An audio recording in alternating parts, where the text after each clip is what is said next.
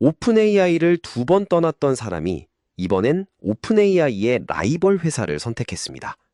나노GPT를 만들었고 바이브 코딩이라는 단어를 세상에 처음 꺼낸 그 사람이 이제 클로드를 만드는 엔트로픽의 프리트레이닝 팀으로 합류했습니다. 발표는 단 한 줄이었지만 1시간 만에 약 300만 명이 그 한 줄을 봤습니다. 그런데 이 결정에는 보도된 사실보다 더 이상한 점이 하나 있습니다. 그 부분까지 다 짚어보겠습니다. 먼저 무슨 일이 일어났는지부터 정리하겠습니다. 2026년 5월 19일 화요일, X에 짧은 글이 하나 올라옵니다. 사실관계는 간단합니다. 발표는 본인의 X 계정에 직접 올라왔고요. 합류한 회사는 클로드를 만드는 엔트로픽입니다. 소속은 프리트레이닝 팀이고 팀장은 닉 조셉입니다. 보상이나 옵션 같은 처우 조건은 공개되지 않았는데요. 영입 규모가 얼마인지를 두고 추측 보도가 여럿 나왔지만 양사 모두 확인을 거절했습니다. 합류 시점은 발표와 동시이며 신규로 꾸려지는 연구팀을 직접 이끌게 됩니다. 이 발표 한 줄이 어느 정도 파장이었는지는 수치로 분명합니다. 트윗은 1시간 만에 약 300만 조회를 기록했고요. 테크크런치, CNBC, 블룸버그, 엑시오스, 포춘 같은 주요 매체가 같은 날 일제히 단신을 띄웠습니다. 정황상 약 300만이라는 수치이지만 인물 한 명의 이직 발표로는 이례적인 반응인데요. 비교하자면 빅테크 CEO 교체 발표급 트래픽이 한 연구자의 글에 몰린 셈입니다. 시장이 이 한 명의 움직임을 인사 이슈가 아니라 산업 이슈로 받아들였다는 신호로 봐도 됩니다. 그런데 이 사람이 누군지부터 짚지 않으면 사건의 무게가 잡히지 않습니다. 그래서 이름은 잠시 미루고 그가 한 일부터 먼저 보겠습니다. 스탠퍼드의 CS231N 딥러닝 강의를 설계해서 사실상 표준 교재로 만들었고요. 소프트웨어 2.0과 3.0이라는 개념으로 AI가 곧 프로그램이라는 패러다임 전환을 명명했습니다.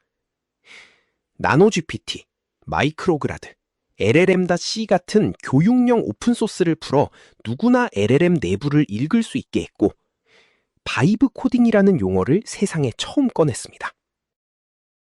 이 사람의 이름은 안드레이 카파시입니다. 1986년 체코슬로바키아 브라티슬라바, 지금의 슬로바키아에서 태어났고요. 15살에 가족과 함께 토론토로 이민한 슬로바키아계 캐나다인입니다. 스탠퍼드에서 페이페이리 교수 아래 박사학위를 받았고 그 인연으로 컴퓨터 비전과 자연어 처리의 신경망 응용 연구를 본격적으로 시작했습니다. 학계에서 연구자 정체성을 갖고 시작했지만 동시에 그 연구를 누구나 알 수 있게 풀어쓰는 사람으로 더 알려졌습니다. 여기서 중요한 사실 하나를 보태야 합니다. 카파 씨가 오픈AI를 떠난 것은 이번이 처음이 아닙니다. 그의 10년을 한 줄로 짚어보겠습니다. 2015년 오픈AI 창립 멤버로 합류했고요. 2017년에 테슬라로 옮겨 자율주행 FSD와 오토파일럿 프로그램을 총괄하면서 일론 머스크에게 직접 보고했습니다.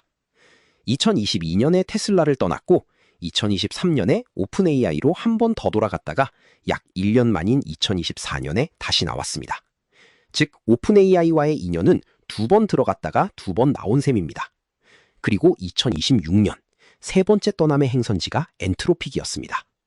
같은 회사를 2번 나온 사람이 세 번째엔 그 회사의 라이벌로 갔다는 점이 이번 사건의 윤곽을 만듭니다. 과거 2번과 이번의 차이가 사건의 핵심입니다.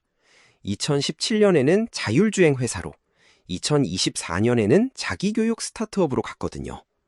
둘 다 오픈AI 바깥이긴 했지만 경쟁사는 아니었습니다. 그런데 이번엔 오픈AI의 가장 직접적인 라이벌 회사, 그것도 모델의 근간을 다루는 프리트레이닝 팀으로 갔습니다. 창립 멤버급 인물이 경쟁사로 직행한 전례 없는 사례라고 업계가 평가하는 이유입니다. 그런데 이 결정에는 더 이상한 점이 있습니다. 회사 이름이나 직급 얘기가 아니라 그가 무엇을 그만뒀느냐 하는 부분인데요. 발표 직전까지 카파 씨가 본업으로 삼던 일은 연구가 아니라 교육이었거든요. 본인이 직접 세운 회사가 따로 있었습니다.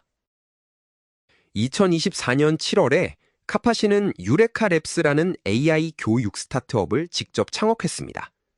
첫 제품은 LLM101N이라는 대학 수준 AI 커리큘럼이었고요. AI 조교가 강의를 보조하는 형태였습니다. 본인이 평생을 이어온 복잡한 AI를 누구나 읽을 수 있게 라는 작업의 연장선이었던 셈입니다. 그런데 이번 엔트로픽 합류와 동시에 유레카 랩스 활동은 잠정 중단 상태로 들어갔습니다. 1년이 조금 넘은 시점에 본인이 만든 회사를 멈춰 세운 셈인데요. 평생 사명을 미루고 연구실로 돌아가는 결정이라 충격이 큽니다. 본인의 변이 발표 트윗 그대로 남아 있습니다. 앞으로 몇 년이 LLM의 프론티어에서 특히 포머티브할 것이다. 그래서 R&D로 돌아간다. 교육에 대한 열정은 여전하고 시간을 두고 다시 돌아올 것이다. 정리하면 교육 사명을 포기한 게 아니라 잠시 미뤄둔 거고 미룬 이유가 지금 이 몇 년이 다른 어떤 시기보다 중요하기 때문에 라는 겁니다.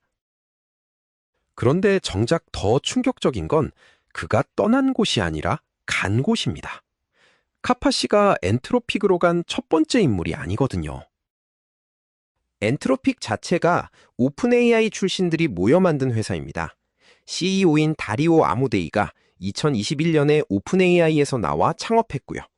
안전정렬을 명분으로 내건 이 회사에 2024년 8월엔 오픈 AI 공동 창업자 존 슐만이 합류했습니다. 2026년 5월엔 xAI 창립 멤버인 로스 노딘이 왔고 그 며칠 뒤에 카파시가 도착했습니다. 한두 명의 단발 이직이 아니라 5해 동안 이어진 구조적 흐름의 결정적인 한 점이라는 점이 핵심입니다. 같은 방향으로만 흐른다는 건 우연이 아니라 패턴입니다. 사람만 흐르는 게 아니라 매출 흐름도 같은 방향입니다. 보고에 따르면 2026년 4월 기준 엔트로픽의 연환산 매출이 약 300억 달러에서 오픈 AI의 약 250억 달러를 처음으로 넘어섰다고 합니다. 다만 오픈 AI 측은 엔트로픽 수치가 약 80억 달러 정도 과장됐다고 반박했고요. 그래서 단정 수치가 아니라 보고된 수치로 보는 게 맞습니다. 그럼에도 추세는 분명합니다. 오픈 AI 쪽 반응도 짚고 가야 합니다. 발표 이후 며칠이 지나도록 샘 알트먼은 카파시 이적에 대해 공개적으로 한마디도 하지 않았습니다. 평소 그의 트윗 빈도를 생각하면 이례적인 침묵이라는 평이고요. 창립 멤버급 인물의 경쟁사 이동에 침묵이 길어진다는 건 그 자체로 의미 있는 신호로 읽힐 수 있습니다. 단, 검색 시점 기준이라 추후 입장 표명 가능성은 열려 있습니다. 이게 우리 개발자에게는 무슨 의미일까요? 사람이 흐르고 매출이 흐르는 건 알겠는데 코드를 쓰는 입장에선 그래서 뭐가 달라지냐는 질문이 남습니다. 카파시가 간 자리가 왜 의미가 큰지 한 번에 잡힙니다. LLM 학습은 크게 3단계인데요. 비지도 프리트레이닝으로 골조를 세우고 SFT로 지도 미세 조정을 하고 마지막에 RLHF로 인간 피드백을 입힙니다. 비유하면 프리트레이닝이 건물의 골조, SFT가 인테리어, RLHF가 마지막 손질입니다. 그중 프리트레이닝은 GPU 수천 대를 수주간 돌리며 수억 달러 단위의 컴퓨팅이 들어가는 가장 무거운 단계입니다. 모델의 근간이 여기서 결정됩니다. 그가 이 영역의 사람이라는 건 코드로도 증명됩니다. 나노 GPT 저장소를 클론해서 그대로 따라가면 GPT 모델을 처음부터 학습시키는 전체 과정이 약 300줄 코드 안에 다 들어있습니다. 데이터 준비부터 토큰화, 학습 루프, 체크포인트 저장까지 한 사람이 읽고 이해할 수 있는 분량이라는 점이 그의 트레이드마크인데요. 프리트레이닝이 어떻게 돌아가는지를 누구나 읽을 수 있게 풀어둔 사람이 이제 프론티어 모델의 프리트레이닝 팀을 직접 이끌게 된 거죠. 정리하면 4가지 변화가 따라옵니다. 첫째, 프리트레이닝 거인이 한 팀에 합류했으니 클로드 다음 세대 모델의 기본 품질 상향을 기대할 수 있습니다. 둘째, 오픈 AI와 엔트로픽, 양쪽이 같은 영역에서 정면 경쟁하니 프론티어 모델 발전 속도가 더 빨라집니다.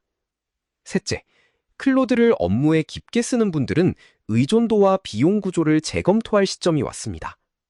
마지막으로 AI 인재 이동은 기술 흐름의 선행지표라 지금 흐름을 읽어두면 다음 1년의 변화를 한 박자 빨리 잡을 수 있습니다. 한 줄로 응축하면 이렇습니다. 카파시는 교육 사명을 미루고 자기 회사를 멈춰 세우고 가장 어려운 자리를 골랐습니다. 지금 이 몇 년이 가장 결정적이라고 본 사람의 결론이 이 한 줄에 다 들어 있습니다. 그가 옳은지는 시간이 답하겠지만 한 사람이 자기 평생 작업을 잠시 멈출 만큼 중요하다고 판단한 시기가 바로 지금이라는 사실, 그 자체가 이미 강한 메시지입니다. 오늘은 안드레이 카파시의 엔트로픽 합류를 살펴봤습니다. 2번 떠났던 사람이 이번엔 라이벌의 가장 깊은 자리로 갔고 그가 보낸 신호가 무엇인지 정리해봤습니다. 한 사람의 이직 같지만 산업지형의 흐름을 가장 명료하게 보여주는 한 점이었다는 게 오늘의 결론입니다. 영상이 도움이 되셨다면 구독과 좋아요로 응원해 주시고요. 카파시의 이번 결정을 어떻게 보셨는지 댓글로 의견 남겨주세요. 시청해 주셔서 감사합니다.